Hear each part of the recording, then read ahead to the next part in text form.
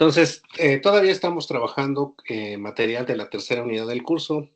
Recordemos que la tercera unidad tiene que ver con unidades de control electrónico, que ya revisamos, sensores y actuadores en el vehículo. Entonces, ya vimos el background teórico tanto de los sensores como de los actuadores y actualmente estamos realizando algunas prácticas tanto con sensores como con actuadores que emulan los sistemas automotrices. Bueno, eh, para recordar un poquito lo que vimos hace algunas sesiones, pues ya terminamos de trabajar con la práctica del sensor resistivo, que en este caso era un termistor, un sensor de temperatura, pero que es bastante representativo de muchos otros sensores en el vehículo. Recordemos que hay una gran cantidad de sensores resistivos. Algunos son de tipo potenciómetro, algunos son sensores de presión, algunos son sensores de temperatura, como es el caso del termistor, galgas extensiométricas, etcétera. Y bueno, el circuito con el que trabajamos en las sesiones anteriores, al ser un termistor, pues es equivalente a trabajar con el sensor ST, que es Engine Cooling Temperature, o el sensor de temperatura del anticongelante o del líquido refrigerante del sistema de enfriamiento del vehículo. Y bueno, ya inclusive la última actividad que realizamos fue para diferentes rangos de temperatura, activar un motor de CD que hace las veces del sistema de enfriamiento, el ventilador del vehículo. Ahora bien, otro tipo de sensores que son muy importantes en el vehículo, porque los vamos a encontrar en diversos sistemas automotrices, son los sensores que nos dan información acerca de la velocidad de giro o la posición de alguna polea o la aceleración de, puede ser en este caso el árbol de levas. E incluso los vamos a encontrar también en este tipo de sensores en el sistema de frenado ABS. Entonces aquí puse los dos casos más representativos. Del lado izquierdo tenemos el sensor del árbol de levas, con el cual determinamos cuál de los cilindros que hay a disposición en el motor es el que está funcionando, para que de esta forma se pueda establecer la sincronización de la inyección de combustible y de la secuencia de las bobinas que generan la chispa para el encendido en la cámara de combustión. Luego, en medio tenemos el sensor del cigüeñal, el cual pues es útil para establecer los tiempos de ignición y también determinar las RPMs del motor y la velocidad de desplazamiento del vehículo. Y bueno, finalmente, recordemos que vimos incluso un video donde se explicaba los tres diferentes tipos de sensores que se pueden ocupar para estas dos tareas, tanto para el árbol de levas como para el cigüeñal. Y ahí habíamos visto que teníamos sensores magnéticos, sensores inductivos y sensores de efecto Hall. Entonces, esos son los sensores con los que vamos a lidiar el día de hoy y con un sensor de efecto Hall es con el que vamos a realizar la siguiente práctica. Bueno, como pues este tipo de sensores nos pueden dar tres valores que son de interés, que pueden ser la velocidad, la posición y la aceleración, pues necesitamos ver un poquito de el background sobre el cual descansa la teoría de este tipo de dispositivos. Entonces, para medir este tipo de variables físicas, es decir, la velocidad, la posición y la aceleración, pues tenemos dos tipos de mecanismos. Uno de ellos es donde el movimiento que estamos interesados en determinar su posición, su velocidad o su aceleración es lineal, es a través de un movimiento deslizante en una sola dirección, en el plano XYZ. Y bueno, este no sería el caso de los sensores que nosotros estamos interesados en estudiar. El otro, eh, la otra posibilidad es precisamente donde el movimiento es rotacional, es decir, donde tenemos una flecha o un motor que hace girar una flecha en algún sentido, en el sentido de las manecillas del reloj o en sentido antihorario. Y este es el tipo de movimiento que estamos interesados en eh, determinar. Y bueno, los sensores con los cuales podemos determinar Este tipo de desplazamientos, sus velocidades, ya sea velocidades de desplazamiento o velocidades angulares, son los que tenemos aquí del lado izquierdo. Pues los sensores que podemos ocupar para este tipo de mecanismos incluyen potenciómetros, encoders, LVDTs, que son sensores inductivos, GPS, que son sensores de posición, tacogeneradores, acelerómetros, giroscopios, compases, entre otros, como es el caso de interferómetros y odómetros. De hecho, el odómetro es uno de los mecanismos que utilizamos en el vehículo para conocer la distancia recorrida total del automóvil. Bueno, pero de toda esta gama de dispositivos que tenemos a disposición para medir esas variables físicas, pues los que se ocupan para estos sistemas, para el árbol de levas, para el cigüeñal, así como para el ABS, el sistema de frenado, pues son los encoders. Entonces nos vamos a enfocar principalmente en este tipo de dispositivos. Entonces, pues un encoder es capaz de convertir el movimiento, en este caso movimiento rotacional, que es el que nos interesa, en una señal digital. Es decir, eh, el giro que va a tener el movimiento rotacional nos va a generar una señal cuadrada y dependiendo de la velocidad de giro, pues vamos a tener una frecuencia de esa señal cuadrada y dependiendo de la posición que nos interese, es decir, qué tanto gira, porque no necesariamente tiene que girar completamente, sino solamente una porción del torque, pues vamos a tener también un ciclo de trabajo o un ángulo de movimiento que en este caso pues puede estar dado en el ciclo de trabajo, es decir, en cuando la señal está en alto o cuando la señal está en bajo. Bueno, los encoders pueden ser ópticos, por ejemplo, y bueno, este tipo de sensores funcionan con dispositivos que trabajan con luz, concretamente con un emisor de luz, con un diodo emisor de luz y con un receptor que es de tipo fotónico. Entonces, la manera en que funcionan es que el emisor pues emite una luz y esta luz llega al receptor.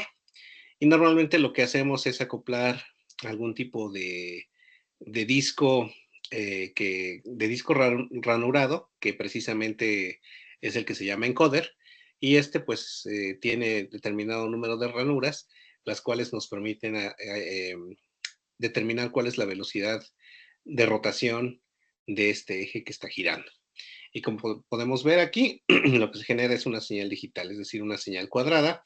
Y aquí, como todas las ranuras están distribuidas a lo largo del disco de manera equipariada o de manera equilibrada, pues la señal es simétrica, es decir, la mitad del tiempo está en alto y la otra mitad del tiempo del periodo está en bajo. La resolución para este tipo de encoders está dada por esta expresión, donde pues la R es o subíndice es, hace referencia a la resolución, D es el diámetro del encoder, es decir, es el diámetro del disco que estamos ocupando, y alfa sub T es el ancho de la ranura que estamos ocupando en el encoder.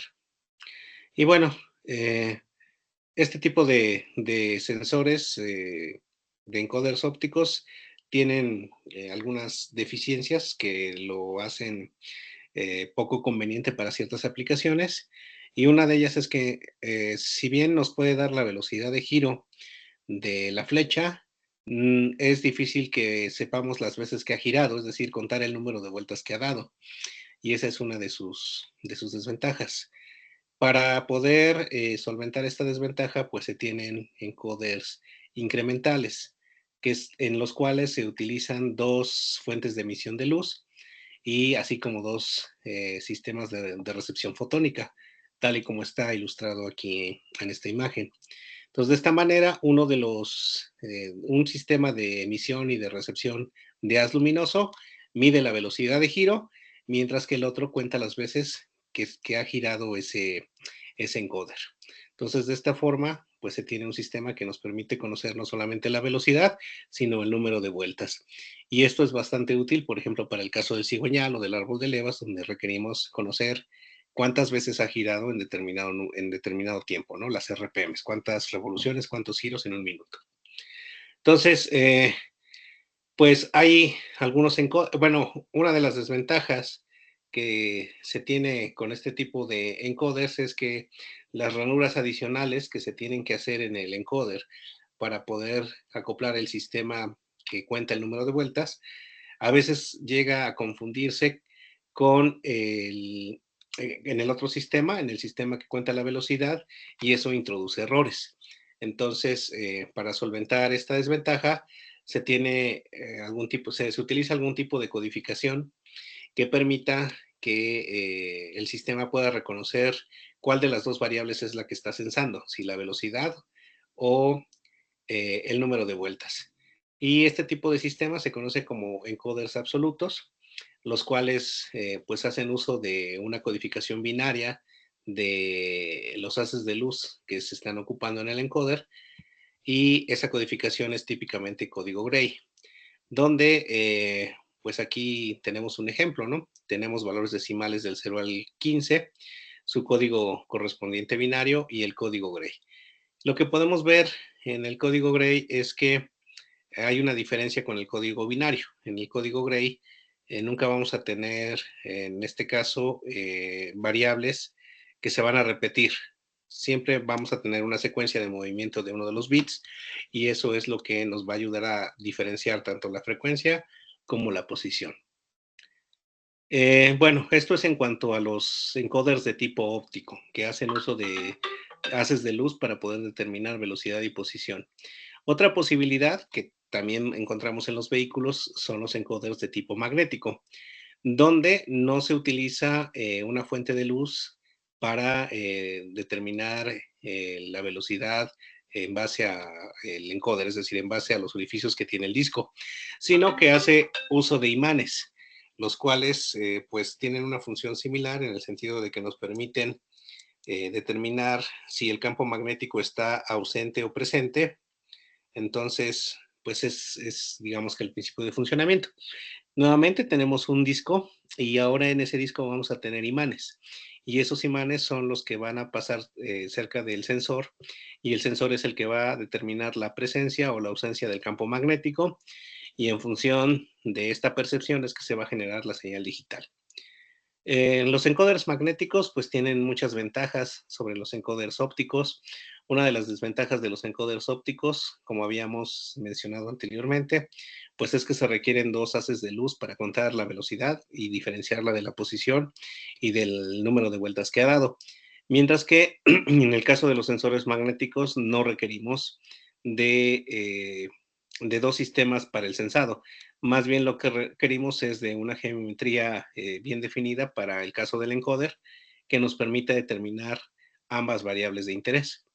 Entonces, pues eso es una ventaja porque reduce costos, ya no necesitamos utilizar dos circuitos adicionales, sino que con un solo sensor podemos determinar las variables de interés.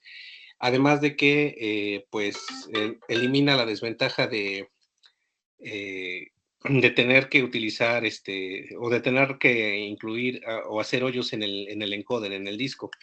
Esto es una desventaja porque si necesito una gran cantidad de puntos para, eh, para poder determinar determinadas características, por ejemplo, si nada más tengo dos hoyos en el encoder, pues únicamente voy a determinar la velocidad en cuanto el primer orificio regresa al origen, y la posición no la voy a medir. Si yo quiero también medir la posición, necesito colocar más orificios en el encoder para poder ir teniendo el control de con cuántos grados uno respecto de otro tengo, y de esta manera poder determinar también el ángulo en el cual inicia o termina el giro de la flecha. En el caso del sensor magnético no es necesario tener o determinar o tener un sistema más, digamos, más complejo en el encoder, en el disco, porque además de censar la presencia o la ausencia del campo magnético que se genera por los imanes, también es capaz de censar la intensidad del mismo, y en base a la intensidad determinar si la posición del encoder se encuentra a determinado ángulo, es decir, más lejos o más cerca. Entonces, esa es una de las ventajas que tiene este tipo de dispositivos.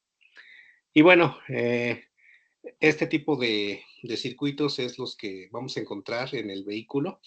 También tenemos los inductivos. Los inductivos pues generan una corriente y la intensidad de esa corriente genera un campo magnético. Pero los magnéticos o las magnetoresistencias, como los habíamos visto, son también de mucha utilidad para estos dos, tanto para el cigüeñal como para el árbol de levas. Y bueno, aquí les estoy compartiendo también dentro de las diapositivas que acabamos de ver de los pormenores del funcionamiento de los diferentes tipos de encoders. La práctica que vamos a realizar pues ya sería a partir del día lunes. Entonces, aquí viene descrito el material. Sí es muy recomendable, muy importante que trabajen con este sensor de efecto Hall, con el U1881, porque pues tiene características que están relacionadas con el código con el de Arduino, con el código de Arduino que estamos utilizando para la práctica. Si ustedes utilizan otro sensor, pues habría que hacer algunas adecuaciones al código de Arduino y bueno, eso ya lo va a hacer un poquito más problemático. Entonces, en la medida de lo posible, por favor, consigan este sensor, el 1881. Ahora bien, les voy a explicar un poquito. Bueno, aquí van a encontrar la información de la hoja de datos, que es la que se utiliza para hacer algunos cálculos ¿cómo se llama? En el programa de Arduino. Pero aquí lo importante es que vean cómo es el montaje, ¿sale? El montaje se los voy a mostrar acá. Entonces, para el montaje, lo que vamos a tener, pues, es la tarjeta de desarrollo y el sensor lo vamos a tener en esta parte, ¿sale? El sensor está aquí, es este puntito que se ve. Como pueden darse cuenta, el sensor pues, se asemeja a un transistor de 3 patitas, donde vamos a tener una patita que va conectada a polarización. Ustedes tienen que ver en la hoja de datos cuál es. Una que va a tierra y otra que nos va a generar la salida digital que, que va a estar dada por la presencia o ausencia del campo magnético. Bueno, pues ese dispositivo de 3 patitas, que aquí se ve como un puntito, es el sensor. Tenemos que ocupar un motor de CD. Ustedes tendrían que ocupar el mismo motor de CD que ocuparon en la actividad de la clase pasada, donde lo controlaron con PWM, ¿sale? Bueno, con ese mismo motor lo van a acoplar el disco. En este caso yo les recomiendo que utilicen un CD para que no tengan ustedes que recortar uno y fabricarlo, ¿no? Con un CD es bastante adecuado. Y a ese CD le van a colocar 2 imanes que van a estar diametralmente opuestos, es decir, donde coloquen un imán, el otro tiene que estar exactamente en el lado opuesto. Y necesitamos 2 imanes porque vamos a contar la velocidad y vamos a contar el número de vueltas, ¿sale? Bueno, por un lado. Y por otro lado, pues es todo el montaje externo, ¿sale? Y les explico un poquito aquí de las consideraciones que hay en el programa de Arduino. Entonces, bueno, van a definir un retardo de 1 segundo. Pues eso es para que tengan tiempo de hacer el cálculo de la velocidad antes de volver a contar el número de vueltas que ha girado. Luego van a definir otra variable de tipo entero, que es el número de imanes que hay en el disco. En este caso vamos a colocar 2 imanes, por eso n es igual a 2. Luego vamos a definir otra variable de tipo entero, que es la que va a indicar el estado del sensor. Es decir, si el sensor está midiendo un campo magnético o no lo está midiendo. Entonces, hay otra variable de tipo entero, que es el que va a almacenar el estado del sensor, y otra variable con la cual vamos a almacenar el número de vueltas que va dando cada uno de los imanes en el sistema. Y bueno, aquí pues algunas instrucciones ya son familiares para ustedes. Serial Begin, ya saben que es para la comunicación entre la tarjeta de desarrollo y la PC con la cual la están programando, para que puedan visualizar los datos en el puerto serial de su laptop o de su PC. Pin Mode, que es para indicarle cuáles son los pines de entrada-salida que vamos a ocupar en la tarjeta de desarrollo. En este caso vamos a ocupar el pin 2. y ahorita les explico por qué concretamente el pin 2. Pero bueno, tiene que ver con el uso de interrupciones en el programa. Y luego vamos a utilizar LED A, que es esta que definimos por acá, ¿sale? Que es la variable donde vamos a tener el estado del sensor, que va a ser el pin 13. Y bueno, en este caso, el pin 2 digital va a ser de entrada y el pin 13 va a ser salida. Y luego vamos a ocupar esta instrucción. Esta instrucción quizás sea nueva para ustedes, quizás no. La de attach interrupt. Este comando nos va a permitir habilitar interrupciones externas, es decir, una señal nos tiene que indicar cuándo se tiene que generar la interrupción para que el programa principal interrumpa lo que está haciendo para ir a ejecutar, en este caso, otro programa que nosotros le vamos a indicar cuál es. Entonces, en este caso, sería como la variable de sensor A, que es esta que tenemos definida por aquí arriba, es externa, pues entonces en el pin 2 es donde vamos a estar esperando la señal de interrupción. Y en este caso, la parte del programa que dice change es donde se va a interrumpir nuestro programa principal para hacer lo que tengamos ahí en change. Bueno, este es el cuerpo del programa principal.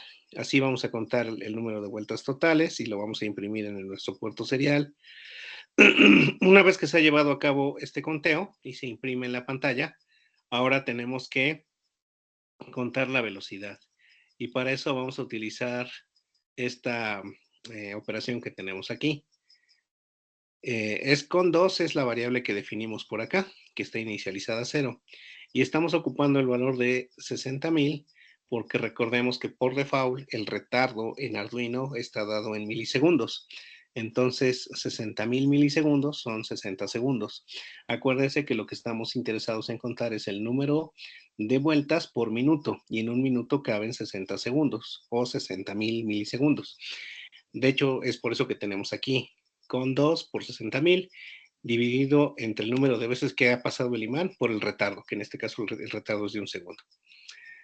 Entonces, pues con estas instrucciones vamos a estar almacenando las veces que va contando que va pasando el imán, así como la velocidad con la que va girando y al final tendríamos que ver ambos valores, el de las vueltas, así como el de las RPMs.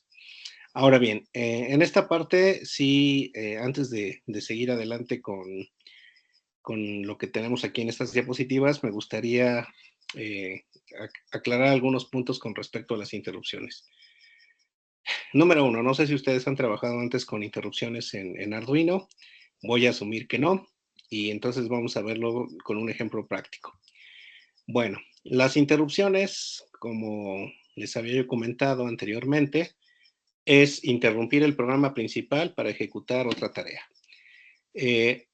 Estas interrupciones se tienen que indicar por señales externas a la tarjeta de desarrollo, es decir, internamente nosotros no podemos indicarle en qué momento se tiene que dar la interrupción, sino a través de una señal externa, la cual vamos a aplicar en alguno de los pines que están destinados para este fin, que en el caso de la tarjeta de Arduino 1 son el pin 2 o el pin 3, es decir, únicamente contamos con 2 pines para interrupciones.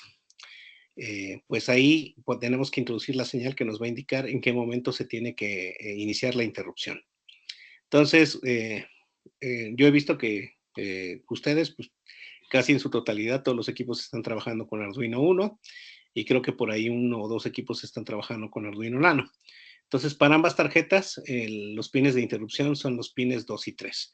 Si están ocupando alguna otra tarjeta, pues tendrían que ocupar los pines designados para las interrupciones en esas tarjetas. Ahora bien, entonces, si se dan cuenta, nosotros estamos ocupando el pin 2. Es decir, en el pin 2 nosotros vamos a conectar la señal externa que nos va a indicar en qué momento va a entrar la interrupción.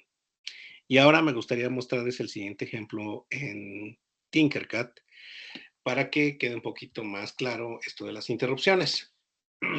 Aquí tengo un circuito implementado en dos diferentes microcontroladores. Es el mismo circuito. Si ustedes observan, tengo 3 LEDs en la tarjeta de desarrollo del lado izquierdo y 3 LEDs en la tarjeta del lado derecho. Y tengo un push button en ambos casos. Bueno, el circuito del lado izquierdo no tiene interrupciones, mientras que el circuito del lado derecho sí tiene las interrupciones. Lo que voy a hacer con estos 3 LEDs es que los voy a encender de forma serial, es decir, va a encender primero el del lado izquierdo, luego el del lado el del medio y luego el del lado derecho. Y voy a oprimir tantas veces como yo desee el push button que tengo acá y la tarjeta tiene que decirme cuántas veces he oprimido ese push button. Y esta solución la programé sin utilizar interrupciones. Entonces, como pueden ver, aquí estamos viendo el código del circuito del lado izquierdo, del que no tiene interrupciones. Y bueno, estoy definiendo 3 variables de tipo entero, que van a ser mis salidas, la out1, out2 y out3, que van a ser los pines 8, 9 y 11 de los pines digitales de la tarjeta. Luego también tengo una variable de tipo entrada que es la in, que es en la 2, que tenemos acá, y que va a estar conectada directamente al push button, ¿sale? Déjenme hacer un poquito más hacia la derecha el circuito para que se pueda observar mejor.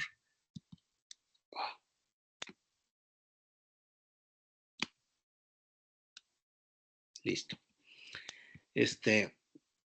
Y bueno, en mi setup le estoy diciendo que las 3 variables out1, out2 y out3 son señales de salida. Tiene sentido porque son con las cuales voy a prender los LEDs. La variable in, que es el pin 2, es de entrada y que me muestre en el monitor serie a una velocidad de 9600 baudios lo que está pasando con mi circuito. Voy a mi programa principal y en mi programa principal tengo un condicional que en este caso es if. La condición sería si digital read, utilizo digital read porque estoy ocupando un pin de los que están arriba, uno de los pines digitales. Entonces, si lo que yo estoy leyendo en el pin digital in, que en este caso es el pin 2, es un valor lógico alto, entonces debe de incrementar la variable a, que está inicializada a 0. Luego, se espera 100 milisegundos para imprimir el valor que tengo en la variable a.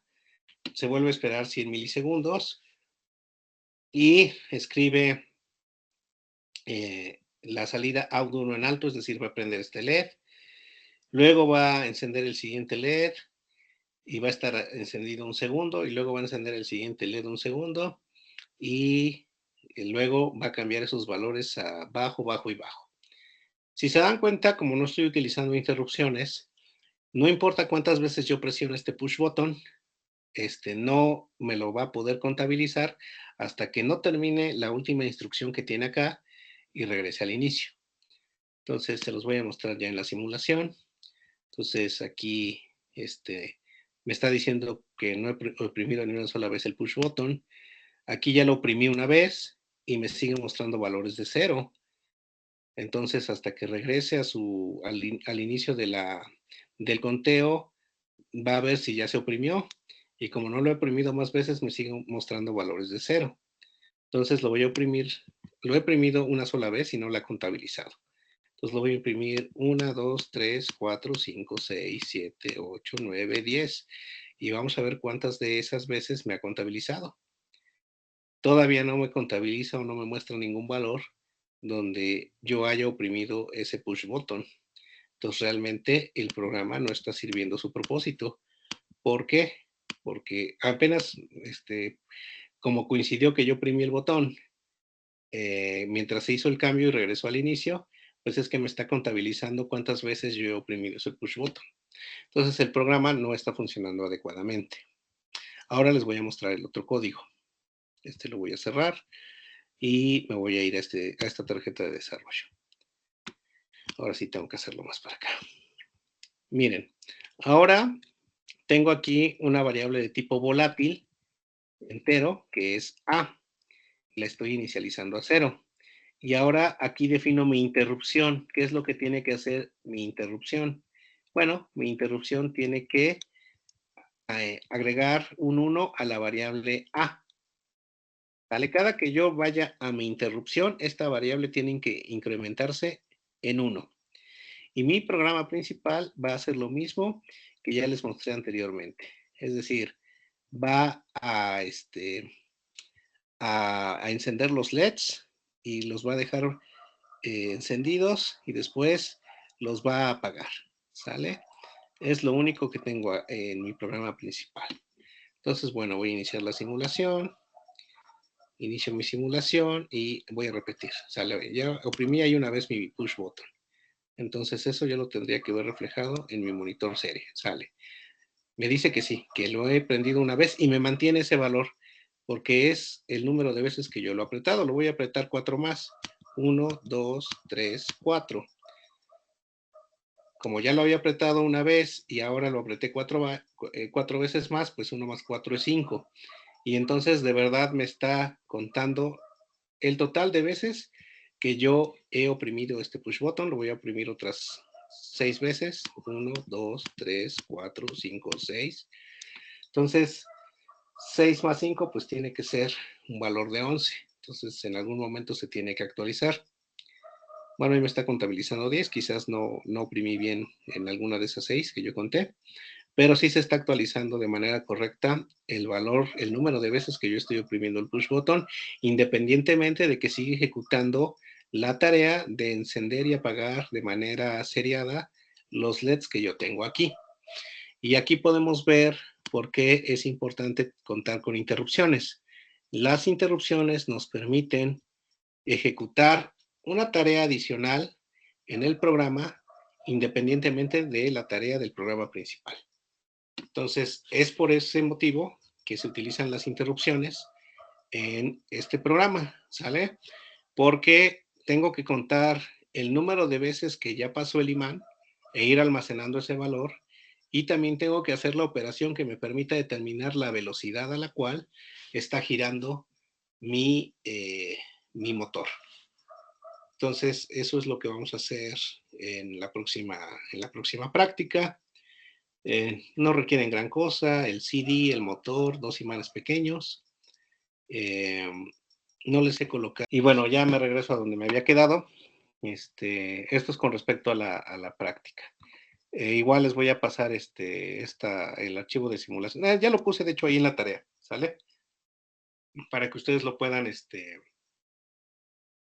realizar en su cuenta de Tinkercad y puedan verificar lo que les acabo de comentar con respecto a este programa. Ahora bien, regresando a la presentación, bueno, pues les puse también la hoja de datos del sensor de efecto Hall que vamos a utilizar. Es el 1881. Como pueden ver, a nivel sistema, pues consta de un regulador de voltaje, de esta sería la parte del sensor en sí, esto que dice Hall Plate, un circuito chopper que es para quitar ruido y un comparador con histéresis que es el que precisamente genera la salida digital en alto o en bajo y con su transistor de manejo de carga en el pin de salida.